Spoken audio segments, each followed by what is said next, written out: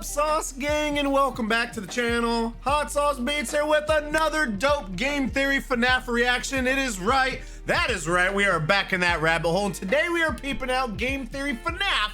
You were meant to lose, FNAF VR help wanted. Now, the last one, things were getting a little suspicious. I know the format was changed, and a lot of people weren't a big fan of the theories.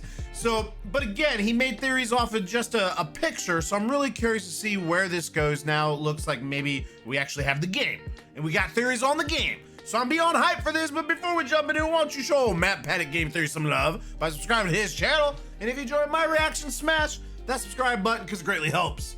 But enough talking, let's get to reacting and roll that bomb-ass intro. Hot Sauce Beats is finally here. Hot Sauce Beats is finally here. Eat, sleep, make beats. Eat, sleep, make beats. Hot Sauce Beats! Woo-hoo! Welcome to Game Theory. Play.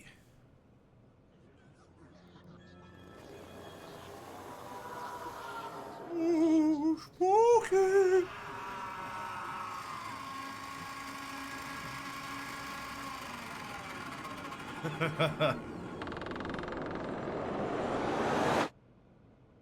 Hey! Hey! Oh, thank God the other Sal's back.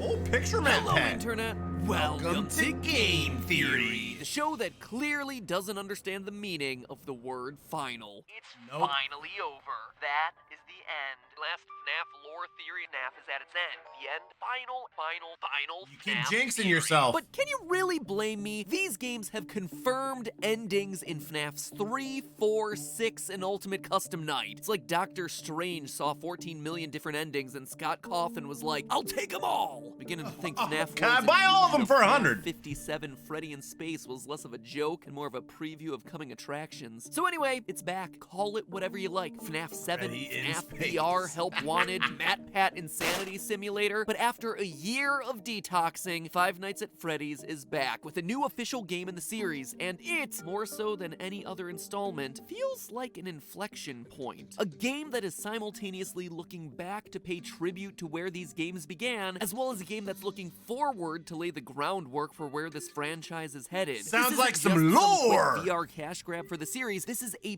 pivotal game in the canon that closes the book on the old lore and also launches us into FNAF: The Next Generation. It seems to answer some old mysteries from the previous games, all while opening up the themes and tone for what's to come. And there is a lot to we know unpack. the box ain't This is, open. without question, the meatiest game in the FNAF library, which is impressive because it's still a VR title. So let's not waste any time and get started with the basics. Now, in case you don't have a VR headset, I've actually played through the entire game on GT Live, so you can check out all the highlights. No! No! Oh! Are you kidding me? Are you kidding me? Did we do it? And lowlights of my playthrough over there. Hello, boys and girls. I'm here to give you your happiest day ever. Come with me, wayward souls.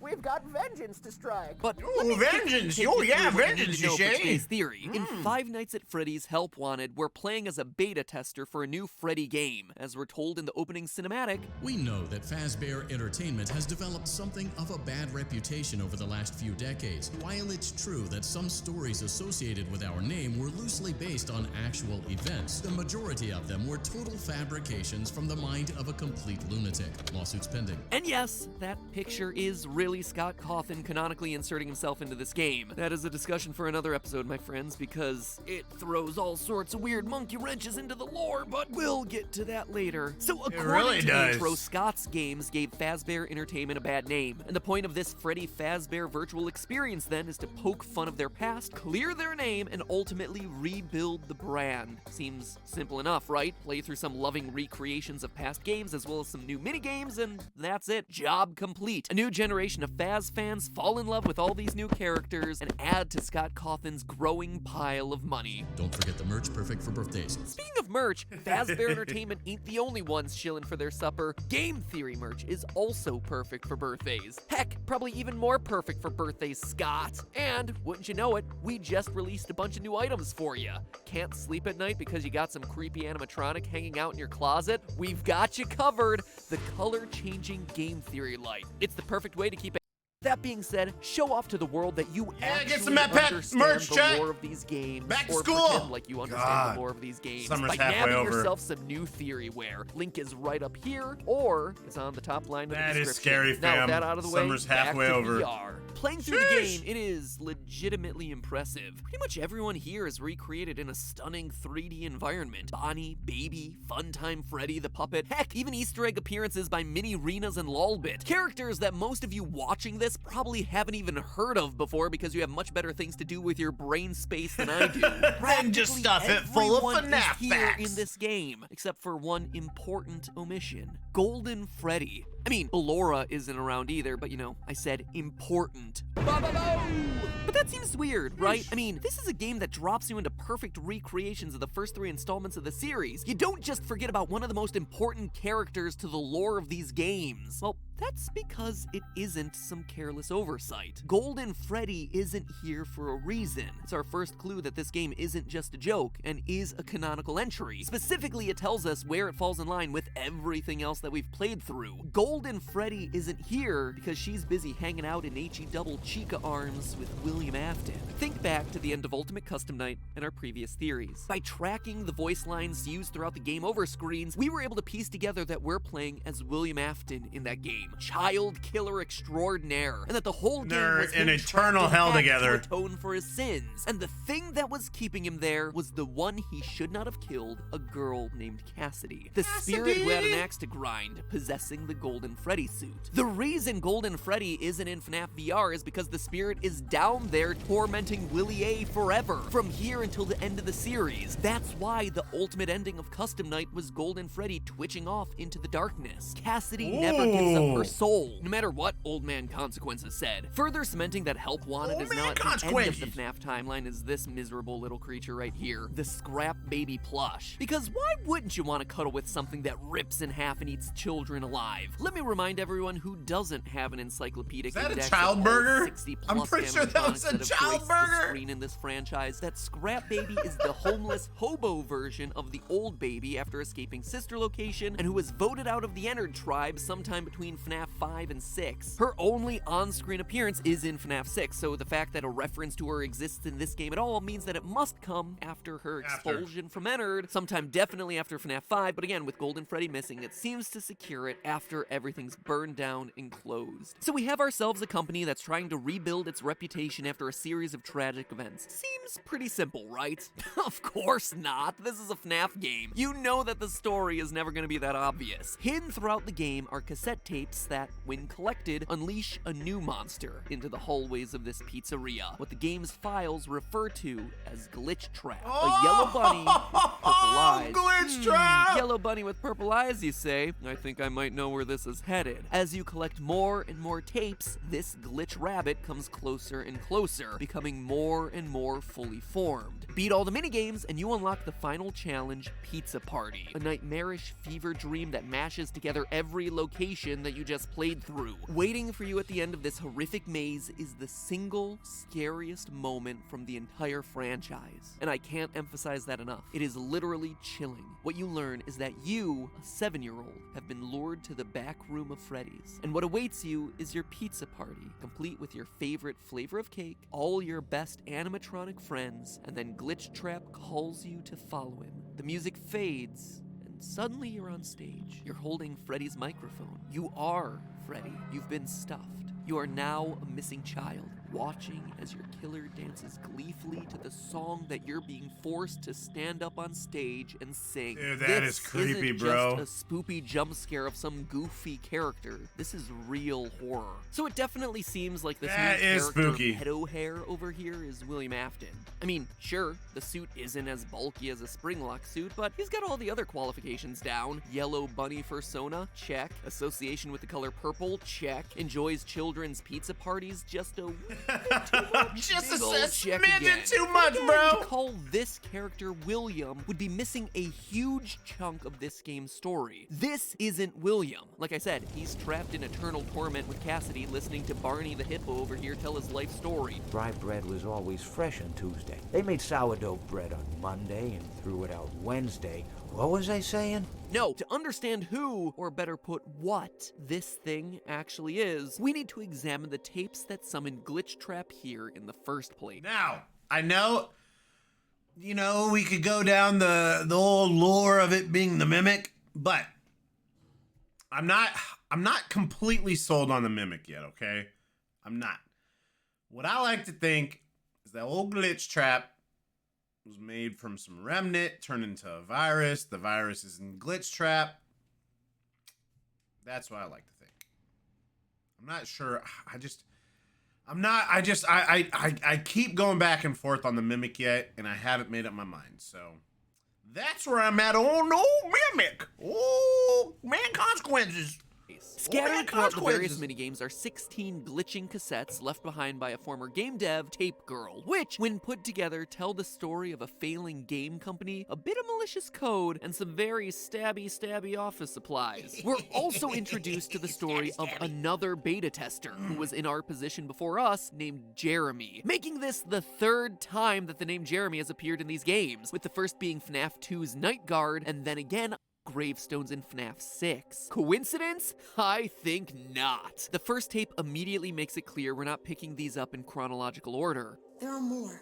They may not be in order. Which leaves us the task of shuffling them into some modicum of sense in order to put the story together of what really happened while this game, the game we're supposedly playing now in its final form, was in development. Going through the tapes, I've done the shuffling for you, and I think I've come up with the most cohesive narrative based on the evidence and what Tape Girl actually says. She begins by telling us that the game's then playtester Jeremy has been complaining to his manager Dale about nightmares. Except he's not explaining them like they're nightmares, he's talking about them like they're real. He wasn't talking about it like someone telling a friend about his dreams, though. He was pale. This is why He doesn't FNAF even is jump undefeated, anymore. chat. He just stands there like he's talking to someone. Pale? Doesn't react to scares? Talking to themselves? Sounds to me like he's going crazy. Either that or he's just a FNAF YouTuber. Hashtag relatable, am I right? The game he's working on is this one, Freddy Fazbear's Virtual Experience, which includes some code that was inherited from Fazbear Entertainment. Scanned off some old hard drives to save him time and money. It was just junk.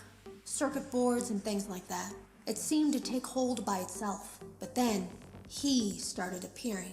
At least that's what Jeremy said. Glitchtrap. Manager Dale doesn't seem to take Jeremy's warning seriously, however, and instead he starts documenting all of Jeremy's behavior in preparation to fire him. You can always tell when a company is getting ready to fire someone. The thing about it is that I don't think they were going to fire him because of anything he was doing wrong. They just knew he'd seen something. This confirms for us one major detail, that the scariest company thing knows? in the FNAF universe is crunch time. Working long hours until you're driven crazy and then fired at the end? Man, it's just like the real-life games industry. It's uncanny. These games just get more and more realistic. So Jeremy is going crazy and no one is listening. Flash forward to tape 6 where Tape Girl talks about coming in early one morning to see the supply room lit and Jeremy in the darkened testing room. It's a short tape, but it's an important one because it sets us up for tape number 9 when we learn that what she saw looked like a Halloween mask laying on the ground and a bunch of ink both on Jeremy and scattered around the floor. But that's not ink, and that's no mask. The ink is Jeremy's blood, and the mask is actually Jeremy's face, which he presumably sliced off his own body using the aptly named guillotine paper cutter. We know this to be true thanks to tape number 4, where we hear Tape Girl say that the cutter comes from the supply room and that Jeremy expressly knew where it was. I didn't even know we had one in the supply room. I was always afraid of losing a finger. That seems so silly now. Jeremy used to do design work. I guess that's how he knew it was there. And for as extreme as this sounds, we know that he sliced off his face due to all these seemingly minute details about how his face was obscured that morning. I went back and peered in the window. I couldn't see his face. He had the visor covering his head. Anyone else getting some bizarre Bite of 87 vibes from this story? No? Is it just me? Huh. So Jeremy eventually dies from his injuries. After Jeremy's death, things start getting even weirder, which is a relative statement considering that this is the FNAF franchise we're talking about. Nothing's Tape Girl weird. overhears a conversation about a lawsuit in the aftermath of Jeremy's death, which makes perfect sense given that he died a horrific death on the job. In response, the company starts taking some serious steps to cover their tracks, namely to sell off the game and destroy evidence that could incriminate him. In the meantime, Tape Girl takes over Jeremy's role as playtester, and all we can hope is that she really cleaned that VR headset before she put that thing back on. She has 3 days to playtest the game. Across her audio logs, we learn that in that time, she sees Glitchtrap for the first time and comes to learn that he's attached itself to her audio logs. She tries to delete them, but can't. So instead of deleting them, she fragments and disperses them into the 16 small pieces we've been collecting throughout our playthrough, warning us that they shouldn't be reunited at any cost. Hide all traces of these logs that I've created. Burn I 'em! fear that finding them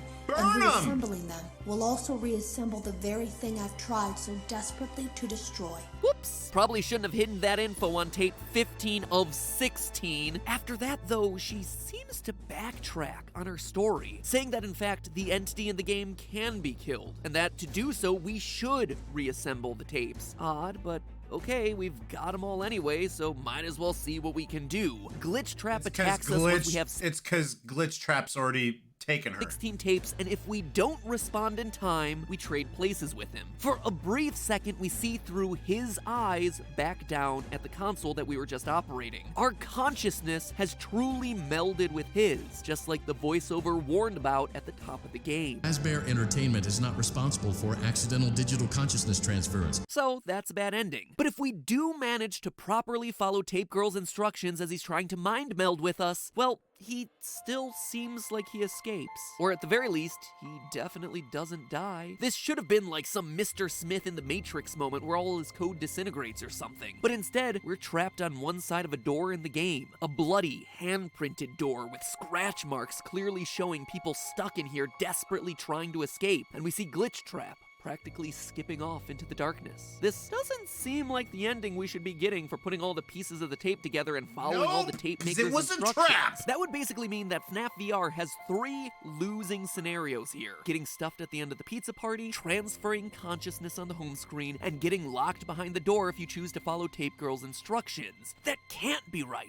Can it? Well, maybe it is. Maybe that's the point of the game. Maybe we are destined to going lose no matter what we forward. do here. I mean, think about it. The canon ending of Sister Location was a bad ending, with Michael getting scooped. The canon ending of FNAF 4 was a bad ending, with the crying child getting bitten. In FNAF 6, you and literally everyone else burned to death. I mean, it's considered a victory, but you're still dead. Now, let's look closer at the text of the audio logs. There is something clearly wrong in them. The tapes start out just fine. They follow her story in a pretty logical way, and we know she's a real person in the real world because she's observing things from outside the game's testing room. Things like Jeremy complaining to management and the stuff that's present in the supply room. But then, upon closer inspection, you start noticing some strange anomalies. For instance, we have 2 tapes that both start with her introducing who she is. A hi or a hello followed by, "You don't know me," or "Can you hear me?" which is our first hint that something's a bit off. The same person is making these tapes the whole time for the same audience. So why introduce herself to us twice in both tape 1 and tape 15? Because Why she's would one not end her with anymore. saying, Now I fear that those logs are being used as a Trojan horse. If you're unable to abandon development, hide all traces of these logs that I've created. basically telling us to hide the logs, but then also say this. There are more. They may not be in order. Basically inviting us to put them all together. Weirder still is the fact that the last file suddenly does this major about face relative to all the previous logs, where suddenly she says out of nowhere, oh yeah, there is a way to kill Glitchtrap. This is odd on a lot of different levels. The first and most obvious being, if these instructions really do work and she's so sure about it, why didn't she follow them? If this method was actually effective and she knew it was effective, Glitchtrap wouldn't be in the game anymore because she would have followed her own advice and wiped him out. How would she even know that this system works? The answer is, it clearly doesn't. Or at least it doesn't do what she says it's gonna do. That's because she's not trying to get you to kill off the entity in the code, she's trying to get you to release it. While we don't have every piece of the puzzle in this story, here's what I think actually happened with all these audio tapes. The tape maker starts out genuinely making these logs to document the weird stuff that's happening in the game studio. The stuff with Jeremy really just happened. glitching She face. really sees Glitchtrap in the game, but on her last day of playtesting, she tries to delete the files and fails. fails. Instead of killing Glitchtrap, she undergoes a digital consciousness transfer, just like we do in one of the 3 bad endings, trapping her in the game and releasing And then she's Glitchtrap, like, yeah! presumably into her own body, or Put all just the tapes releasing together. it into That's the how real you world. kill it. Both of which are possibilities that the game explicitly warns us about in the opening sequence. Fazbear Entertainment is not responsible for accidental digital consciousness transference, real-world manifestations of digital characters. That, my friends, is why you always have to read the disclaimer. From inside the game, she's now stuck, with her only hope for escape being to go through the same process she just went through from the other side. She creates a new log, starting over by saying, Hello?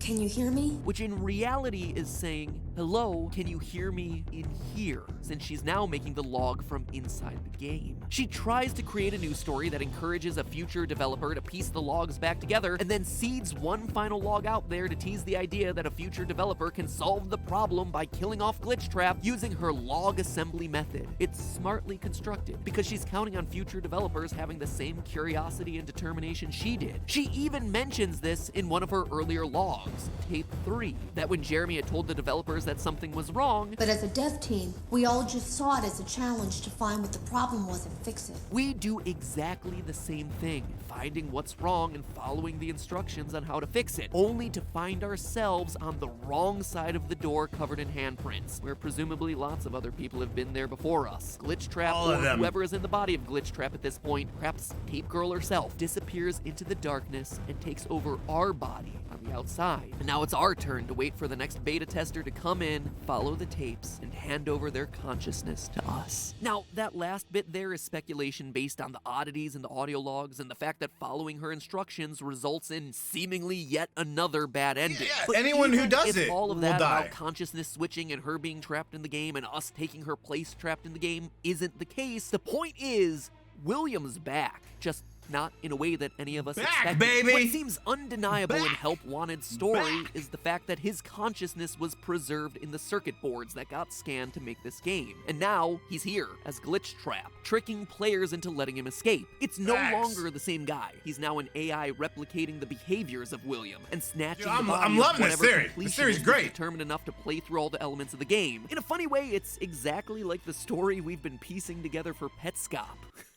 Odd, actually. Maybe they really are one and the same, both made by Scott Cawthon. The biggest lingering question now in my mind, though, how many Williams are out there? Is this just one instance of an AI looking to escape, and now we're the new host body? Or is it somehow able to replicate itself, copying and pasting its code into any mind out there that's playing its little game? Could we be entering a new part of the FNAF franchise with multiple William Aftons, all in completely different bodies? For as cool as that would be, and honestly I think this game could open up that world, I don't think that's going to be the case. I think that's why there's such an emphasis in this game on you being a beta tester. It's one instance of corrupted code and you happen to be playing it. And now you're infected by it. In the next generation of FNAF, you, or at least your body with William Afton's code in your head, is the new killer. And so on and so forth until we finally get to FNAF in space. But hey, that's just a theory. A game theory!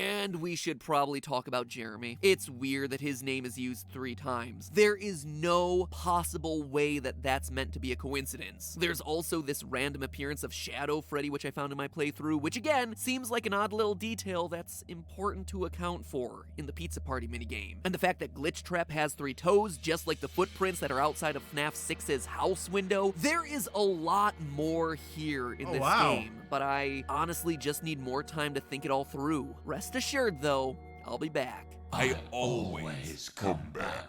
And that, my friends, is why you should subscribe and ring the bell to make sure that you're We notified. subbed, baby. Let me bring you in. Fam! I'll tell you what, after the last video, which like I said, not saying it was a bad video, it just, obviously we know the lore was way off, the theory was off, and just the whole style and vibe of the green screen map pack, it just, I don't know. It didn't mesh well in my brain. However, I loved everything about this. The lore, I mean, dude, how old is this video? I mean, he hit the nail on the head with this. Unless if there's the mimic, but 4 years ago. But I love this, again, because this is what I think is true. And again, it's just a theory. A game theory. So we don't know what's right and wrong. But I'm not 100% sold on the Mimic. I think this is beautiful. I love this. And welcome back. Welcome back, Matt Pat. I had a blast reacting to this. If you enjoy this, show Matt Pat some love over at Game Theory by subscribing to their channel. Let me know what you think about this theory. And if you enjoy my reaction, please help support the channel by smashing that subscribe and like button. It's absolutely free and it greatly helps out the channel. Enjoy the rest of your day. And remember, it's eat, sleep, and make beats. And as usual, we kind of want to know. That's all I got. Boom, I'm out. Got nothing but love for the Sauce Gang. Peace out, chat. Woo woo.